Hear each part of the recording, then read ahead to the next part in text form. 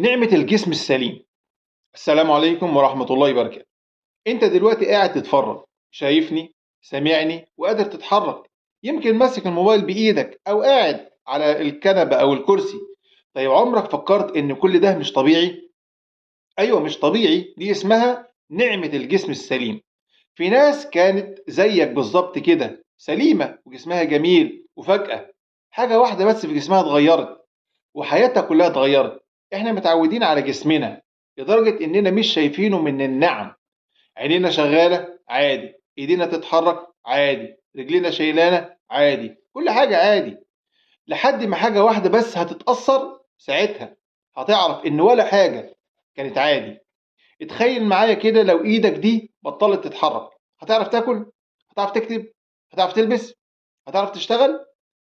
تخيل بقى لو رجليك ما بقتش شايلاك، كل مشوار هيبقى معاناة. تخيل لو عينك ما بقتش شايفة، الدنيا كلها هتسود في وشك. كل ده وانت عندك النعم دي ومش واخد بالك منها. خليني احكي لك قصة حقيقية حصلت.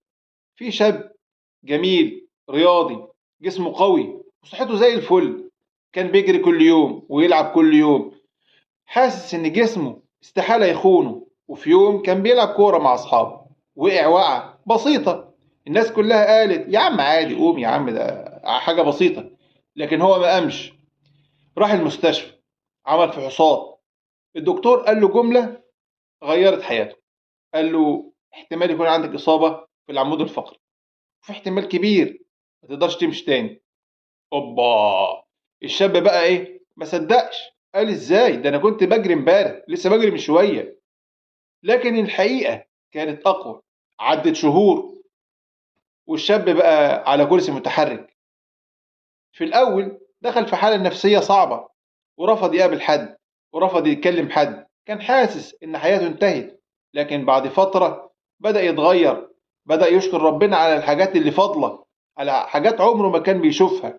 قال أنا كنت فاكر إن عايش علشان بجري، بس اكتشفت إن عايش علشان عندي جسم سليم وانا ما كنتش شايفه. وبقى يقول لو رجعت يوم واحد بس هشكر ربنا على كل خطوة. السؤال بقى دلوقتي ليك، انت مستني ايه علشان تحس بالنعمة دي؟ مستني تخسرها ولا تحس بيها وهي لسه عندك؟